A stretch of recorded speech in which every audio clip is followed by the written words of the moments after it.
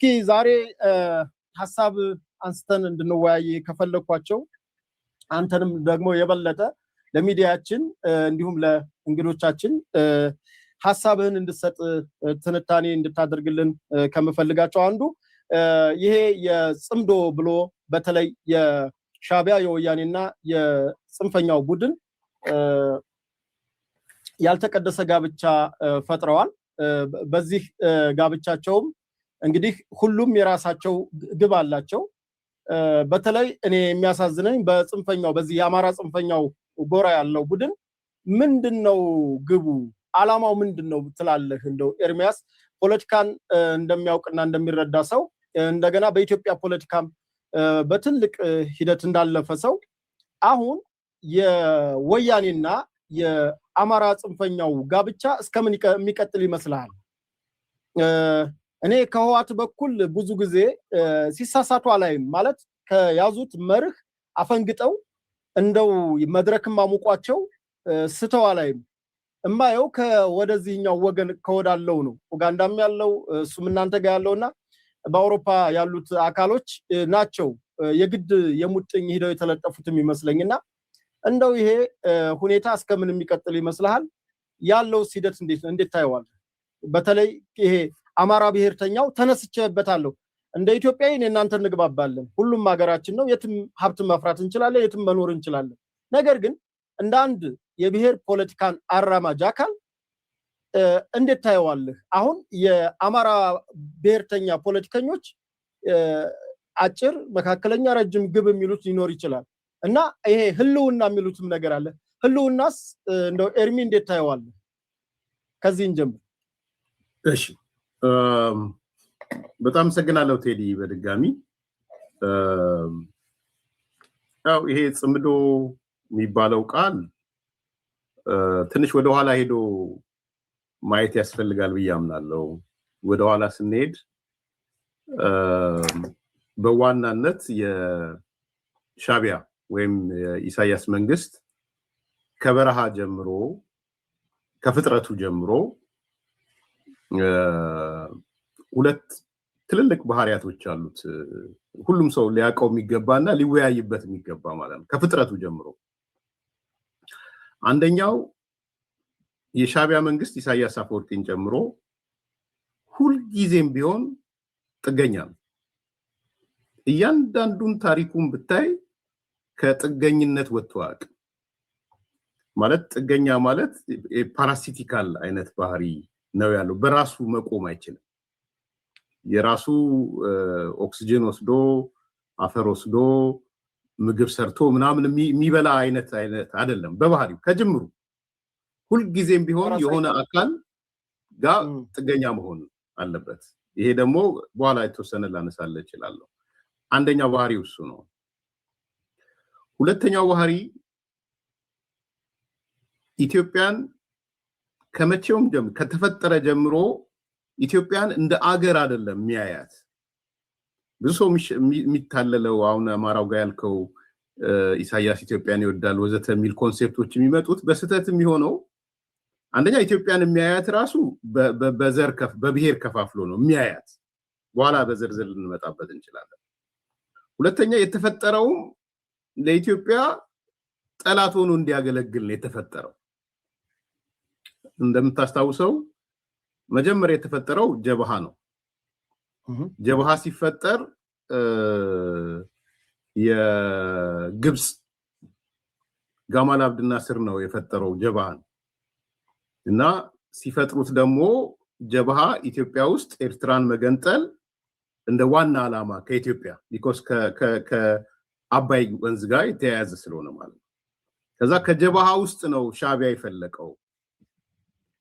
ስለዚህ ሁለቱን ነገሮች በደንብ መረዳት ያስፈልጋል ማለት ነው። አንደኛ ሁልጊዜም ቢሆን ሻቢያ ጥገኛ ነው፣ በራሱ ቆሞ መሄድ አይችልም። ሁለተኛ ሁልጊዜም ቢሆን ሻቢያ የኢትዮጵያ ጠላት ነው። ሶ አጌንስት የኢትዮጵያ ኢንተረስት ነው ሁሌ ኢራን የሚያደርገው። ሶ የነዚህ ድምር ውጤት ላይ ክርክር ካለ አላውቅም። ዋናው መከራከሪያ ነጥብ ግን ይሄ ስለሚመስለኝ ነው። ከዛ ወደ ኋላ ስንሄድ ሻቢያ ጀብሃን ለማጥፋት ከህወሓት ጋር ጽምዶ ፈጠረ። ዘን ጀብሃን አጠፋ። ቀጥሎ ደግሞ ደርግን ለመዋጋት አሁንም ከህወሓት ጋር ጽምዶ ፈጠረ። ዘን ደርግን አጠፋ ወይም አሸነፈ። ከዛ ቀጥሎ ስልጣን ላይ መጣ። ስልጣን ላይ ከመጣ በኋላ መጀመሪያ ያደረገው አፋርን ነበር ማጥፋት የነበረበት። አፋር አርዱፍ በሚሉት ታውቃቸዋል። አርዱፎች አፋርን ለማጥፋት አሁንም ከህወሓት ጋር ተጣመደ። ዘን ከአፋር ጋር ሆኖ ከህወሓት ጋር ሆኖ አፋርን ከሞላ ጎደል ኤሊቱን በተለይ ሙሉ ለሙሉ በሚባል መልኩ አሰደደ፣ አጠፋ። እያንዳንዷን ነገሮች ተመልከት እንግዲህ ከበረሃ ጀምሮ ስልጣን ከያዘ ጀምሮ የሚያደርጋቸው። ከዛ በኋላ ኢትዮ ኤርትራ ጦርነት ሲመጣ ፍቺ መጣ በህወሓትና በሻዕቢያ መካከል። እዚህ ህወሓትም ለሁለት ተሰነጠቀ። ከዛ ምንድን ያደረገው ነው የህወሓት ተቃዋሚዎችን እነሱ የመንግስትን ተቃውሞ ሊሆን ይችላል እንዳለ የምታውቀው ተቃዋሚ በሙሉ ኤርትራ ነበር የነበረው።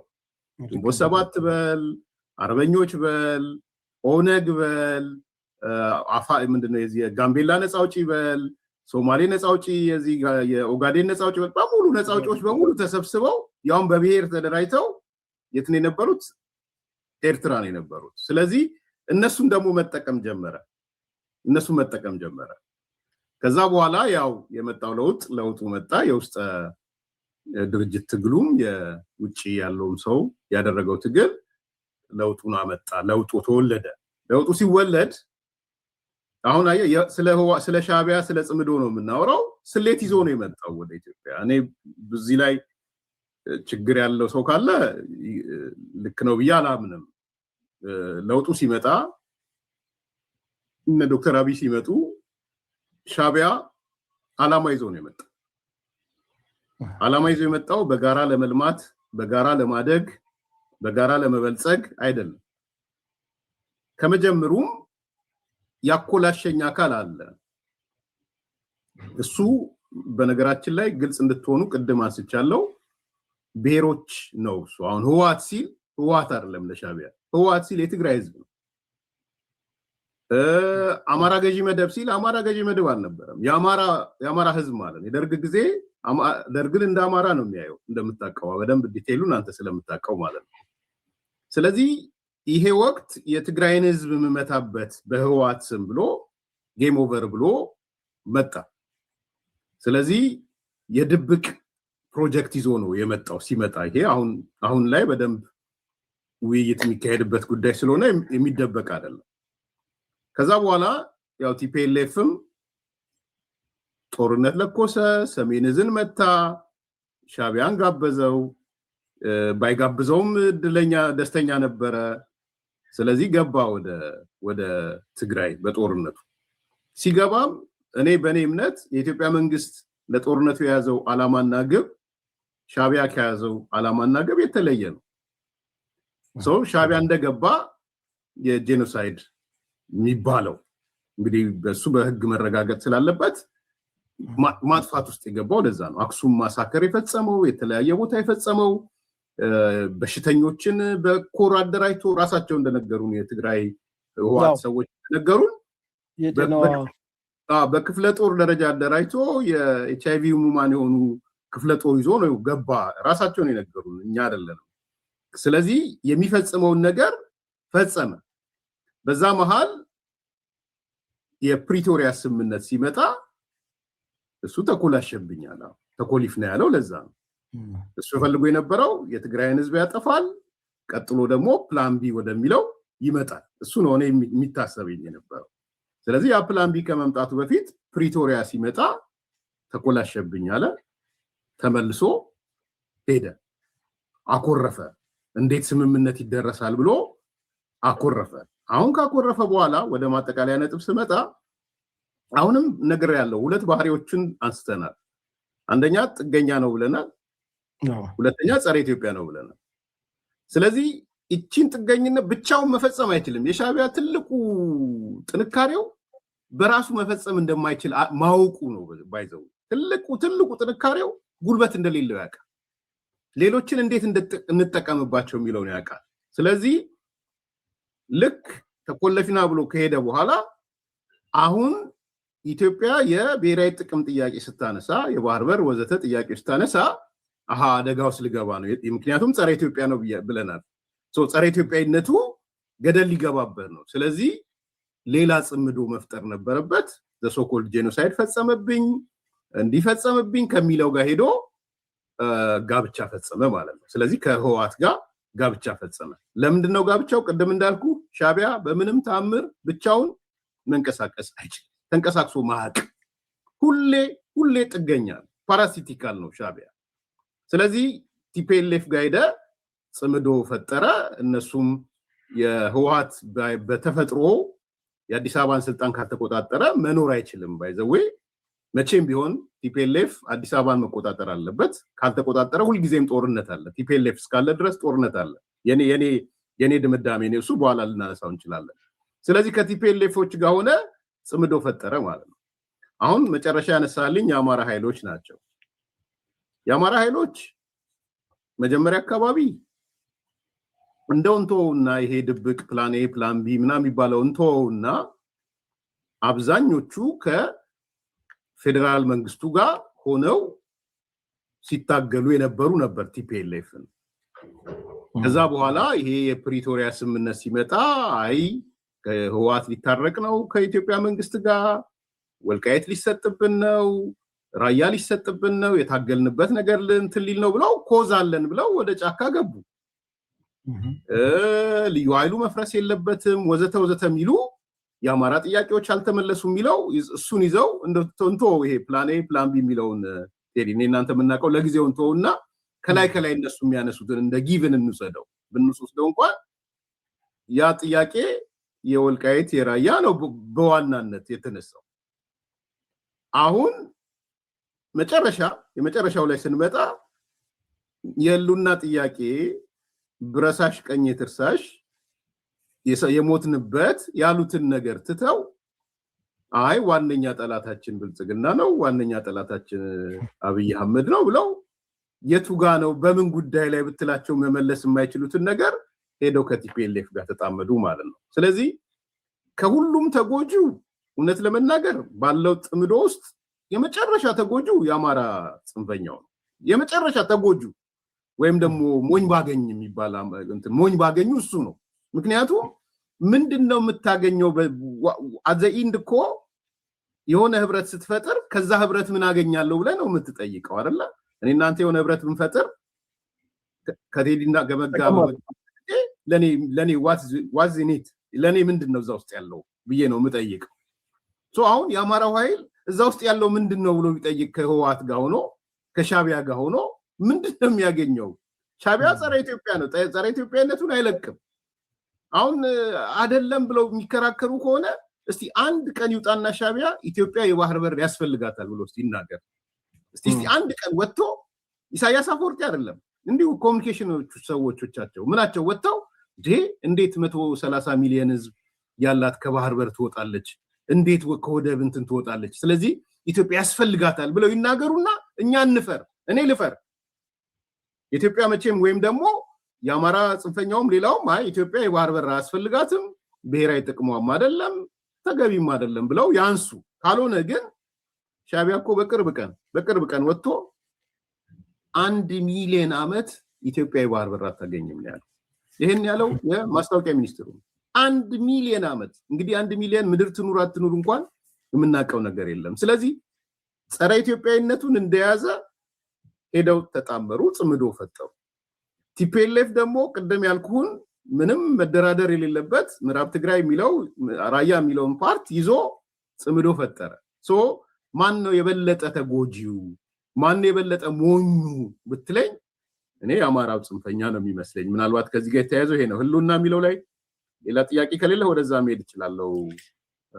ቴዲ ናው እስኪ እንደው ህልውና በኤርሚያስ እንዴት ይገለጻል? ህልውናስ ማለት ምንድነው? እስኪ ትርጉሙ ምንድነው?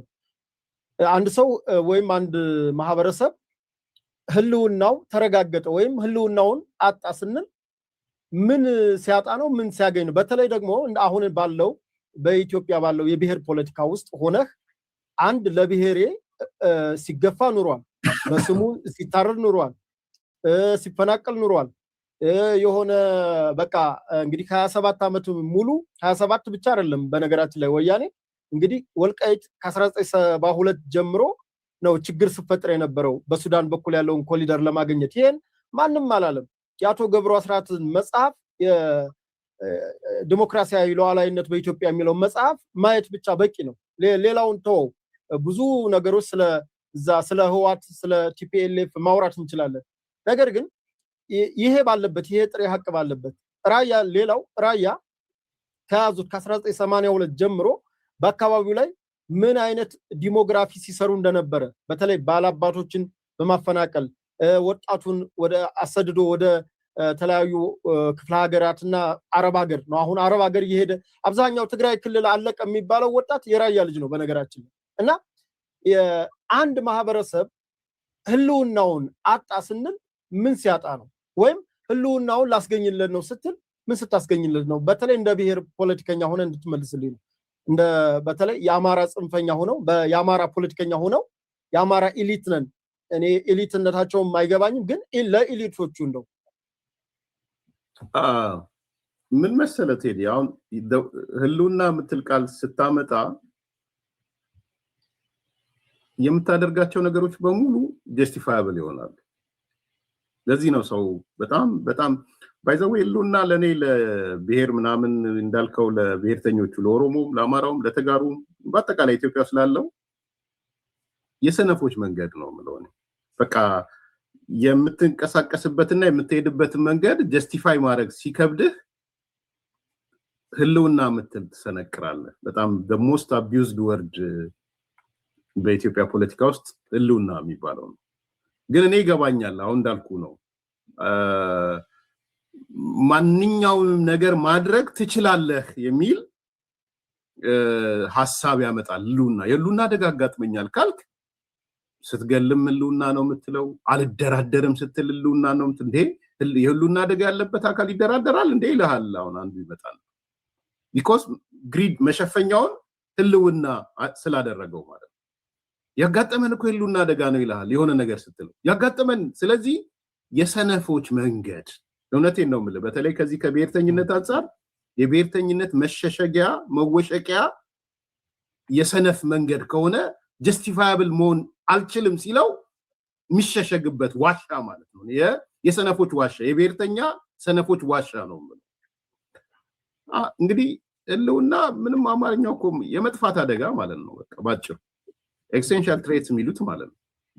ሌላ ምንም እኮ ትርጉም የለውም። ሰው መጥፋት። እሺ አሁን ኢትዮጵያ ውስጥ አማራው የመጥፋት አደጋ በጥቅሉ አለበት ምን ማለት ነው? ማን ነውስ የሚያጠፋው? እንግዲህ የሚያጠፋ ጠፊ ካለ የሚያጠፋ አካል አለ ማለት ነው። እንደ ማህበረሰብ ነው እያነሳ ያለው። ስፔሲፊክ ቦታዎች ላይ ልንነጋገር እንችላለን። አሁን ትላንትና የተነገረ ንግግር አለ እዚህ አላማጣ ላይ፣ እሱን ልናነሳው እንችላለን። ለኔ እሱ እንደ ኤክስቴንሽን ላይው ይችላልው አነጋገሩ እንትኑ ሜሴጁ አደገኛ ስለሆነ ቀጥሎ መጣበታለሁ። ነገር ግን በጥቅሉ በአገር ደረጃ አይተህ አሁን ባለችው ኢትዮጵያ አማራ እንደ ማህበረሰብ ልጠፋ ነው ሲልህ አንደኛ የሚያጠፋው አካል አለ ማለት ነው። ኦኬ እነዚህ ሰዎች ደግሞ ሊያጠፋኝ ያለው ገዢው ፓርቲና መንግስት ላይ ነው ያለው ይላሉ። እንደው ሌላውን እንተውና ወይ ብልጽግና ወይ በብልጽግና ዙሪያ ነው ይላሉ። አሁን ተመልከት፣ እኔ በግልጽ ነው መነጋገር ያለብን። ብልጽግና ውስጥ ካሉት ከፊሉ አማራዎች ናቸው። እንደው እነሱ ካልካዱ በስተቀር በምክትል ጠቅላይ ሚኒስትር ደረጃ ምን አሁን ስልጣን መዘርዘሩ ተገቢ ነው ብዬ ባላም ቢያንስ በቁጥር በሁለተኛ ደረጃ ብዙ ስልጣን በፌደራል ደረጃ የያዙት አማሮች ናቸው። እነሱ አማራ አይደሉም ካላሉ በስተቀር ካልካዷቸው በስተቀር ሚሊቴሪውስ ከኔ በላይ አንተ ታውቃለህ። ሚሊቴሪ ላይ በርግጥ የሚሊቴሪው መኮንኖች አማራ ነኝ ምናምን ነኝ እንደማይሉ ማቃለው። ይቅርታ ጠይቃቸዋለሁ በዚህ አጋጣሚ በብሔር መነጽር ስመዝናቸው እኔም ስለማልወደው ማለት ነው። ግን ወደ ፋክት ደግሞ ስትሄድ ቁጥሩ ቀላል ያለው ነው የአማራ ልጆች ናቸው። እኔ ልታግዘኝ ትችላለህ። የአማራ ክልል ያለው ግጭት ውስጥ ወይም ጦርነት የምንበለው ምንም ውስጥ አብዛኞቹ አዛዦች ብትወስዳቸው የአማራ ልጆች ናቸው። እንግዲህ እነሱ ካልካዳቸው በስተቀር ኦኬ ሶ አማራውን ነው የሚያጠፋው ማለት ነው። ይሲ የኢትዮጵያ መከላከያ ነው አይደል አንዱ ያጠፋናል እያሉ ያሉት። ሶ የኢትዮጵያ መከላከያ ውስጥ 30% የአማራ ልጆች ባሉበት ባለኝ ዝም ብሎ ስቲሜት በማድረገው ዳታ በአመራር ደረጃ ይሄው አማራ ሌላውን እንተው ብዬ ነው ቴዲ። ሶ ያ ኃይል ሄዶ ነው የሚያጠፋ አንድ። ሁለተኛ አማራ ክልል እንግዲህ ከነዚህ ኃይሎች ጋር የሚዋጋው ሚሊሻው ነው፣ ማብተናው ነው እና እንትን ነው ምንድነው ሶስተኛው ፖሊስ ነው አይደለም? ሶስቱ ናቸው ያሉት፣ ሚሊሻ፣ አድማ ብተናና የሰላም ዘብ አለ። የሰላም ዘቦች ከሚሊሻ ይለያሉ። እነሱ ከሚሊሻ ግዴታ የለባቸውም። ልክ ይሄ ሚሽን እንዳለቀ ይቀመጣሉ ወደየቤታቸው። ኦኬ የአካባቢ ጥበቃ አይነት ነገር ነው ማለት ነው። መከላከያ ነው አካባቢያችሁን ጠብቁ ብሎ የራሱን የአማራ ተወላጆችን ራሱ እዛው አማራም ብቻ አይደለም ኦሮሚያም ላይ አለ የሰላም ዘብ። ችግር ባለባቸው አዲስ አበባም እንዳለ ሰምቻለሁ። አዲስ አበባም አለ። ኦኬ እሺ እንሂድ። የሰላም ዘብ፣ ሚሊሻ፣ አድማ ብተናና ፖሊስ አማራ ክልል እነዚህ አራት የጸጥታ መዋቅሮች ውስጥ ሌላ አካል ነው ያለው? እንደው ማለት ሌላ አካል ማለት ወላይታው ነው ያለው፣ ኦሮሞ ነው ያለው፣ ሲዳማው ነው ያለው? በእነሱ ቋንቋ ልናገር ብዬ ነው። ሶ የህልውና አደጋ ከሆነ ቴዲ አማራውን እያጠፋ ከሆነ እንዴት ነው የህልውና አደጋ የሚሆነው? የሆነ አካል የውጭ የሆነ አካል መጥቶ ሊያጠፋ ይገባል ህልውና ለማለት። ሶ እነዚህ ሰዎች እየታገሉ ያሉት ከነዚህ ነገሮች አንጻር ነው። የሆነ አካል መጥቶ ላጥፋችሁ ያለበት ነገር የለም። ቀጥሎ አስተዳደር ነው፣ ፖለቲካ አስተዳደር ነው። አማራ ክልልን እያስተዳደረ ያለው የአማራ ብልጽግና ቅርንጫፍ ጽሕፈት ቤት ነው ከነ ፕሬዚዳንት አረጋ ጀምሮ ማለት ነው። ጎንደር ላይ ጎንደር ነው የሚያስተዳድረው፣ ጎጃም ላይ ጎጃም ነው የሚያስተዳድረው፣ ወሎ ላይ ወሎ ነው፣ ሸዋ ላይ ሸዋ ነው። ምስለኔ መጥቶ እንደ ድሮ ተመድቦልሃል ከዚህ ቦታ ተብሎ አይደለም እያስተዳደረ ያለው። የጎንደር ልጅ ጎጃም መጥቶ ሊሆን ይችላል፣ የጎጃም ልጅ ሸዋ መጥቶ ሊሆን ይችላል። ግን በክልል ደረጃ እንደ አማራ ክልል ስላሉ የአማራ ክልል ሰው በክልሉን ደረጃ ስብጥር ወስደው ከጎንደር ከጎጃም ከምናምን ወስደው ነው ካቢኔ የመሰረቱት። በዞን ደረጃ በአብዛኛው የምገምተው የዞኑ ሰዎች ናቸው እያስተዳደሩ ያሉት። የጎንደር ሰው ጎንደር ላይ ያስተዳድራል ብዬ ስለምጠብቅ ማለት ነው። የተለየ ነገር ካለ አላቅም። ኦሮሚያ ላይ ብዙ ጊዜ ሪሻፍል ያደርጋሉ። እንደዛ አይነት ነገር አማራ ክልል ብዙ አልሰማም። ቢያደርግም ግን አማራው ነው እያስተዳደረ ያለው። ሶ ፖለቲካ መስተዳድሩ አማራ በሆነበት፣ የጸጥታ መዋቅሩ አማራ በሆነበት፣ የኢኮኖሚ ውሳኔ የምትወስነው በጀት ምክር ቤት ምናምን የሚባለው አማራው በሆነበት፣ ከዛ በኋላ የበጀት ድልድልህ ሰራተኛ ቅጥርህ ምን አማራ በሆነበት፣ ሪሶርስህን የምታስተዳድረው አንተ በሆንክበት፣ ሪሶርስ ማለት እኔ የሌሎች ብሔር ወይ ኦሮሞ ወይ ሆኖ መጥቶ ይሄ እኔ ነው ይሄ እኔ ነው እያለ እየወሰደ ያለ አይመስለኝም። ኢንቨስተሮች ሊመጡ ይችላሉ። ኢንቨስተር ደግሞ ኢትዮጵያ ውስጥ የትም ቦታ ሙቭ ማድረግ ይችላል። ኦሮሚያም ላይ ያሉ የአማራ ኢንቨስተሮች አሉ፣ መኖርም ግዴታቸው ነው። ወላይታ፣ ሲዳማ፣ ሌላም ቦታ አሉ፣ ግድ ነው እሱ ኢትዮጵያዊ ስለሆነ። ስለዚህ ሪሶርሳቸው የሚያስተዳድሩት እነሱ ከምክር ቤቱ ጀምረህ ከስራ አስፈጻሚው ጀምረህ ከካቢኔው ጀምረህ ዞኖቹ ወረዳዎቹን ቀጥሎ ደግሞ የጸጥታ መዋቅሩን ይዘህ እነዚህ በሙሉ የራስ በሆኑበት ኢንክሉዲንግ መከላከያ ነው ያልኩህ ቴዲ፣ በደንብ ክሊር እንዲሆን። ምክንያቱም የተዋጋን ያለነው ከመከላከያ ስለሚሉ ማለት ነው። ይሄ ሁሉ በሆነበት የቱ ጋ ነው ህልውና የሚባለው የሚመጣው? ይሄ ማለት እንዳይምታታ የመጥፋት አደጋ ነው እያነሳን ያለው፣ ልጠፋ ነው ስለተባለ ማለት ነው። ያ ማለት ግን የአማራ ህዝብ ጥያቄ የለውም ማለት አይደለም ቴዲ። እዚህ ጋር የሚደበላለቀው ነገር እሱ ነው። የአማራ ህዝብ በጣም ያልተመለሱ ማዕት ጥያቄዎች አሉት። ማዕት ኔሰሰርሊ በብሔርተኝነት ይፈታሉ ማለት አይደለም፣ ግን ጥያቄዎች አሉት። የህገ መንግስት ጥያቄ አለው። እኔ የምደግፈው የህገ መንግስት ጥያቄ አለው። የህገ መንግስቱ ፕሪያምብል ከመገ መንግስት ከተሳትፎ ጀምሮ እንግዲህ እንደ ማህበረሰብ አልተሳተፍንበትም ካልክ እውቅና መስጠት አለብህ። አዎ አልተሳተፍንም ብሏል ማህበረሰቡ።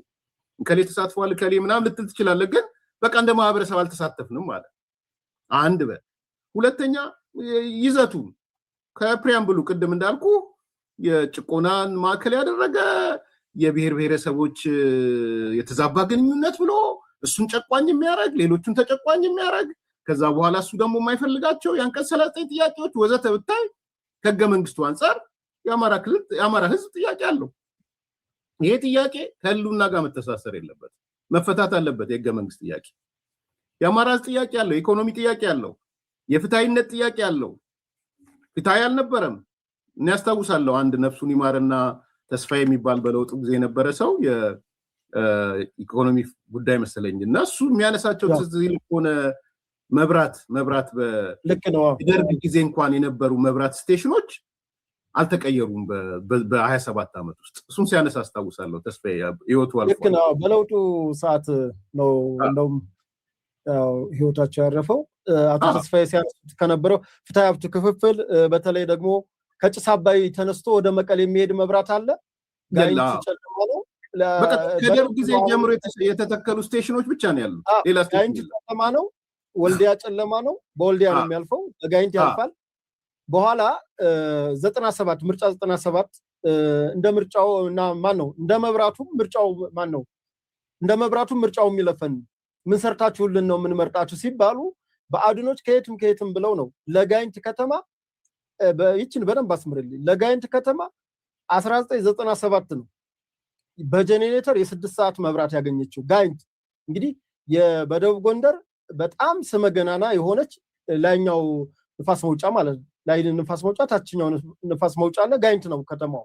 እና ለጋይንት ለዚች ትልቅ ከተማ መብራት ያገኘችው ምርጫ 97ን ተከትሎ ነው። እና በጣም መኪና ያላየኮ ማህበረሰብ ያለበት ነው። በነገራችን ላይ እኔ አሁን ስለ አማራ የተፈረጀው አለ ይሄ አብዮታዊ ዲሞክራሲ ላይ እንግዲህ የጨቋኝ ተጨቋኝ ትርክት አለ። ገዢ መደብ በሚለው አሁን ቅድም እንዳልከው ሻቢያ ገዢ መደብ በሚለው ሳይሆን እንዳጠቃላይ አማራ በሚለው ነው። ወያኔንም ካነሳ የጫካ ውሏ የደደቢት ውሉ በብሔር ደረጃ አማራን የሚጠላ በእምነት ደረጃ ኦርቶዶክስን የሚጠላ ኦርቶዶክስና አማራ የትግራይ ማህበረሰብ ጥላት ነው ብለው የተነሱ እንደ ፖለቲካ ብቻ አይደለም እንደ ማህበረሰብ ነው ጥላቻቸው። የህዋት ነው ይሄ የህዋት ማኒፌስቶ ላይ ያልደረቀ ያለ አሁንም ያለ ነው። አልቀየሩም፣ ይቅርታ አልጠየቁም። እኔ አሁን ራሱ ጽምዶ የገቡ ልጆች ይሄን ማህበረሰብ በምን ያክል ሊክሱት ነው? ቅድም እንዳልነው በገዙበት በ27 ዓመት ከዛ በፊት በትግል ሰዓት ባሉበት ሰዓት ኢሃፓን ጨምሮ ነው። ካሲምባ እንግዲህ እንዴት አድርገው አንከሳክሰው እንዳወጧት ኢሃፓን ታውቃለህ። ካሲምባ በኋላ ጸለምት መጣች። ጸለምት ላይ ሲመቷት ነው አይደል እነ በረከት እነ ታምራት ወደ ኢህድን የተመሰረተው። ኢህድን ገቡ ከጸለምት ነው 1972 ኢህድን የተፈጠረው። ከዛ ጀምሮ ያለውን ሂደት ስትመጣ ጸረ አማራ ጸረ ኦርቶዶክስ ሂደት ነው የሚመጡት። ለዚህ ይፋ ይቅርታ አልጠየቁም። ኢሳያስም ቢሆን የብልጥ ልጅ አካሄድ ጎንደር መጥቶ ከስንት ጊዜ ዓመተ ምህረት የተዘጋ ቤትን ቁልፉን ሲሰጧቸው ነው። ልክ ባለፈው ክቡር ጠቅላይ ሚኒስትሩ እኛ አሰብ ላይ ንብረቶች አሉን፣ ሀብቶች አሉን፣ አስመራም ላይ ምጽዋም ላይ እነዛን ሀብቶች አላስረከበም የሻቢያ መንግስት።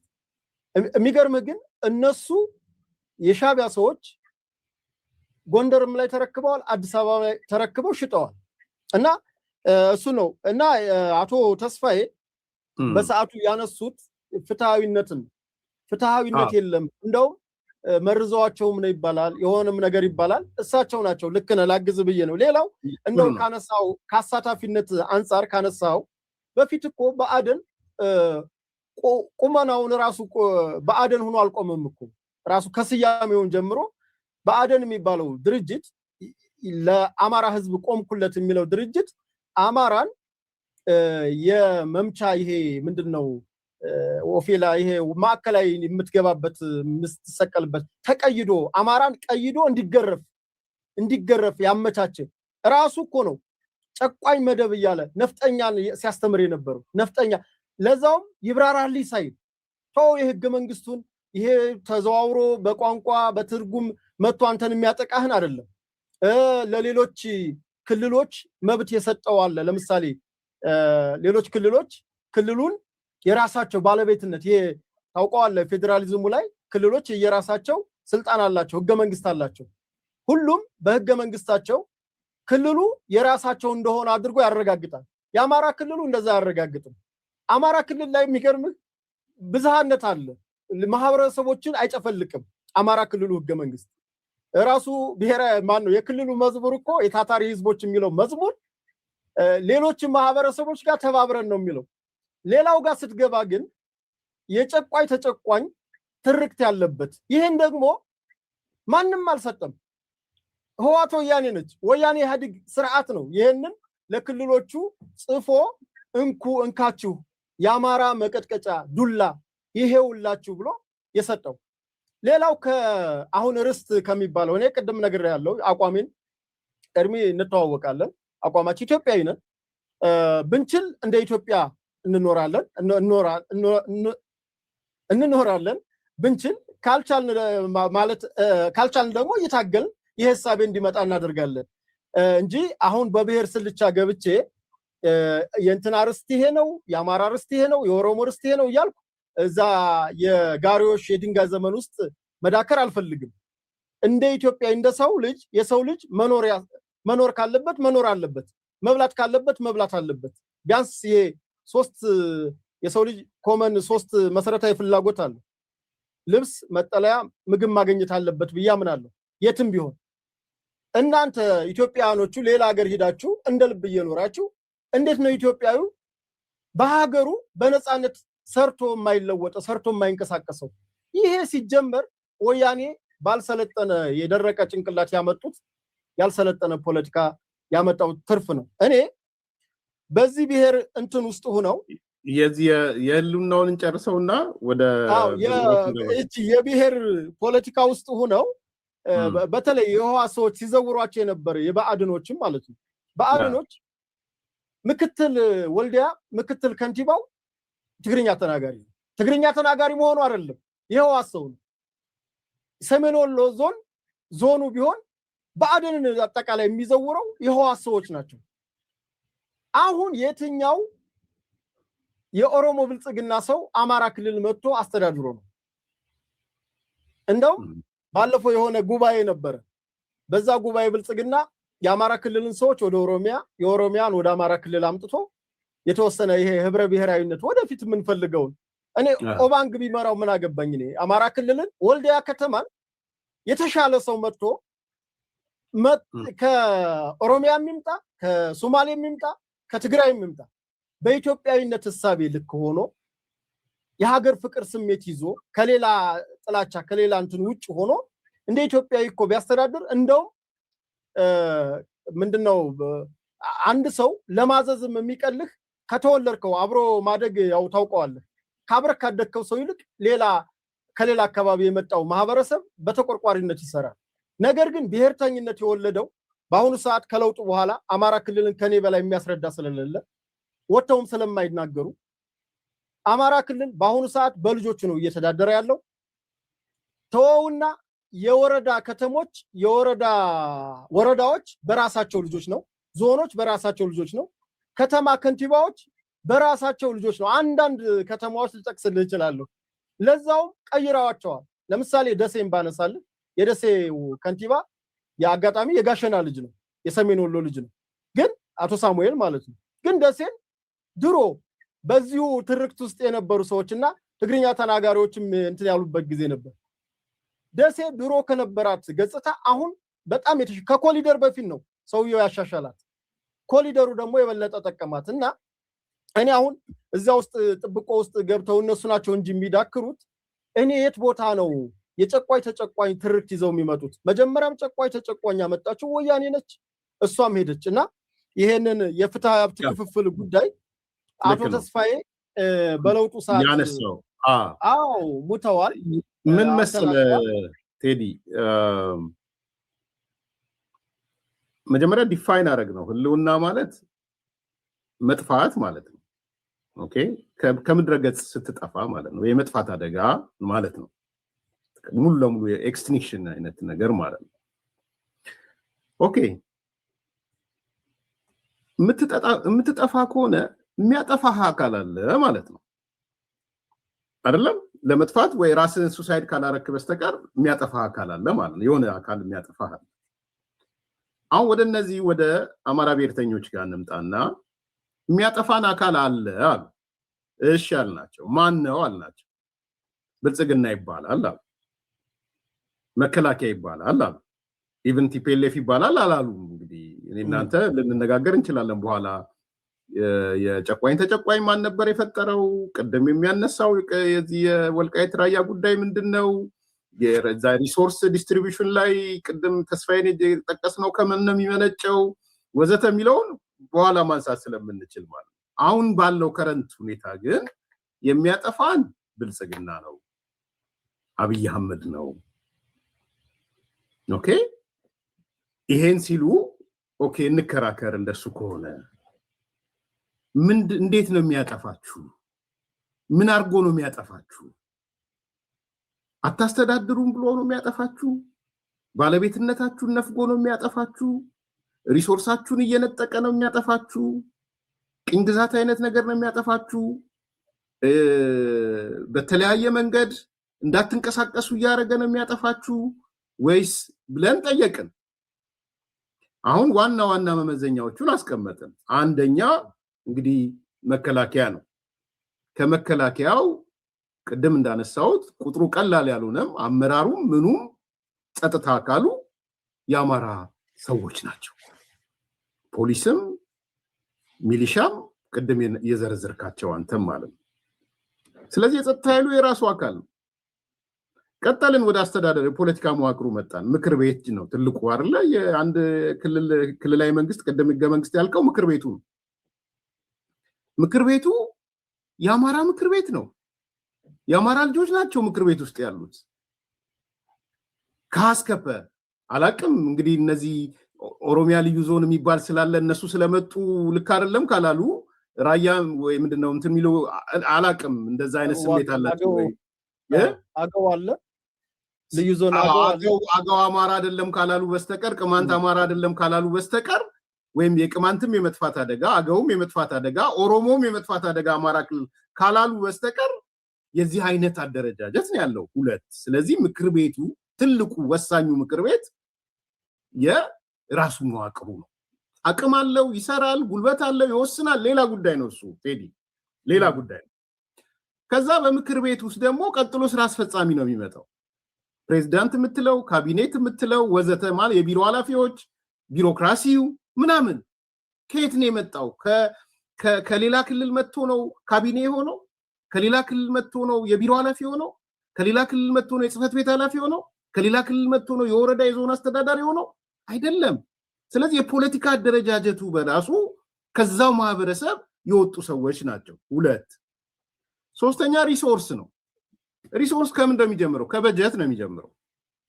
በጀት ፌደራል መንግስቱ የሚደጎመው ድጎማ አለ። የሰሞኑ አጀንዳ ስለነበረ ሰብሲዲ እንግዲህ በቀመር አለው፣ የራሱ ቀመር አለው። ፌደራል መንግስቱ በፌዴሬሽን ምክር ቤት እንግዲህ የፌዴሬሽን ምክር ቤት አፈጉባኤ ናቸው እንደምታውቀው። ሌላ ውስጥ ምናስገባን እንደውም የትግራዮቹ ናቸው። ይኸው አፈጉባኤ ያገኘው ተሻገር የሚባል መድበው እንዲያረጉን ያሉት የትግራይ ልጆች ናቸው። ስለዚህ ትልቁ ፌዴሬሽን ምክር ቤት ላይ አፈጉባኤ ሆኖ የሚወስኑ ሰው ዋናቱ አገኘው ናቸው። ጎንደር ናቸው፣ እንግዲህ አማራ ናቸው። ኦኬ እዛ ላይ የሚወሰነው በጀት እሳቸው በግላቸው ሊወስኑም አይችሉም። ሬሾ አለው፣ ፖፑሌሽን፣ የገቢ ማሰባሰብ አቅም ወዘተ ወዘተ። ህዝብ ብዛት ደግሞ ሁለተኛ ነው አማራ ክልል። ከኦሮሚያ ቀጥሎ ትልቁን ሰብሲዲ የሚያገኘው ከፌዴራል አማራ ክልል ነው። ይሄን ሰብሲዲ ማግኘቱ ብቻ ሳይሆን ሌላውን ደግሞ የገቢ አቅም የሚያሰባስበው ታክስም በለው ነን ታክስም በለው ሌላም በለው ከራሱ የክልሉ ሰው ነው። ኦኬ ከዛ ኢንቨስትመንት ነው። አይ ወደ አማራ ክልል የሚሄድ ኢንቨስትመንት የለም እንዳትሄዱ እንዳታለሙ የተባለበት ነገር ካለ ያምጡና ያንሱ። እኔ የማውቀው እንደውም ኢንቨስተሮችን ማባረር ነው የተካሄደው። ባለሀብቶች ነው የተባረሩ ያሉት።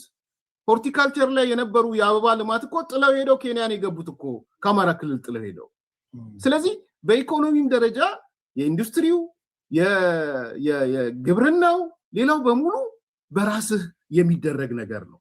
እዚህ ውስጥ ይህን ካስቀመጥን ዘንዳ ይሄ ማለት ግን ሁሉ ነገር አልጋ ባልጋ ነው፣ ጥያቄ የለም ማለት አይደለም። ያደረ ጥያቄ አለ። እኔ እኮ የአማራ ብሔርተኛ አይደለሁም፣ ወይም ደግሞ አማራ በሚለው መዋቅር ውስጥ እኮ አይደለሁም ቴዲ። ግን እኔ የአማራ ህዝብ ጥያቄ አለው ብዬ አምናለሁ። ካለበት ጥያቄ አንዱ ያደረ ጥያቄ ነው ብዬ አምናለሁ። ካደረው ጥያቄ አንዱ የህገ መንግስት ጥያቄ ነው ብዬ አምናለሁ። ከህገ መንግስት ጥያቄው አንዱ የጨቋኝ ተጨቋኝ ትርክት ይሄንን ህዝብ አንገቱን እንዲደፋ ተደርጓል ብዬ አምናለሁ። የነበርኩበትም ፓርቲ ያንን ስለሚያምን ያ ጨቋኝ ተጨቋኝ የሚባል የተዛባ ግንኙነት ተብሎ ህገ መንግስቱ ላይ የተቀመጠው ኢቭን የመገንጠል ጥያቄ ወዘተ የሚባለው ነገር እንዲጠፋ እንዲወገድ ወይም የአማራ ህዝብን ጥያቄ ስላልሆነ የኔ አምናለሁ፣ እቀበላለሁ። አንድ ከክልሉ ውጭ ያለ የአማራ ተወላጆች አሉ። 10 ሚሊዮን ይባላል፣ አንዳንዴ 12 ይባላል። እነዚህ ጥያቄ አላቸው፣ እኔም እቀበላለሁ። ፖለቲካ ጥያቄዎቻቸው እንዲመለሱ ወዘተ ጥሩ ትክክለኛ ነው። ይህን ግን በጦርነት ልታመጣው በምን ልታመጣው አትችልም። የህልውና አደጋ ብለህ ልታመጣው አትችልም።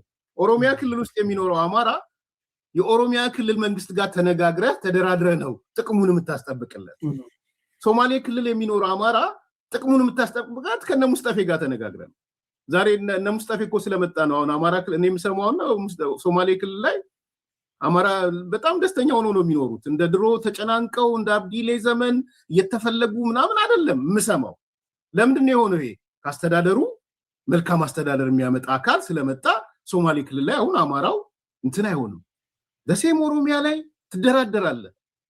ከክልሉ ውጭ ያለውን አማራ ጥያቄ ያለው ያን ጥያቄ የምትመልሰው ግን የህልውና አደጋ ብለህ አይደለም የምትመልሰው፣ በመነጋገር በመወያየት ነው። ስለዚህ እኔ በሶኮልድ ህልውና የምትባለው በተለይ ከአማራ ጋር ተያይዞ በተለይ ከብልጽግና ወይም ካለው መንግስት ጋር ተያይዞ የመደበቂያ ዋሻ አጀንዳ ያጠራቸው ሰዎች ዋሻ።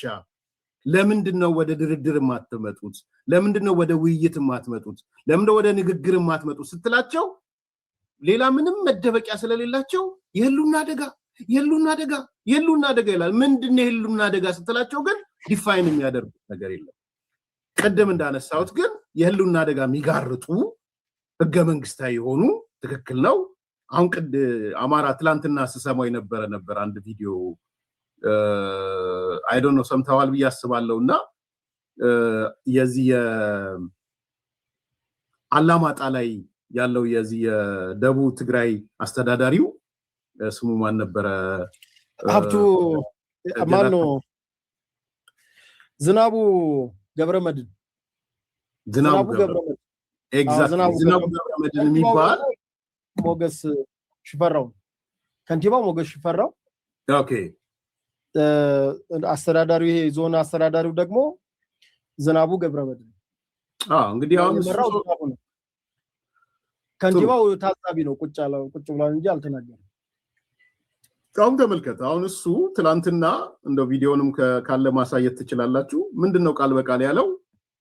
እዚህ ከተማ ውስጥ አለ አላማጣ ማለት ነው አንድ ሰው አማራ ነኝ ብሎ መኖር ይችላል፣ ልክ ዩጋንዳ ሆኖ እዚህ መኖር እንደሚቻለው አለ። ነገር ግን ይህንን ቦታውን ማለት ነው አላማጣ የአማራ ነው ብሎ እንዲቀሰቅስ በፍጹም አንፈቅድም የሚል ነገር ያነሳል። እንግዲህ ይሄ እንዳልከው የደቡብ ትግራይ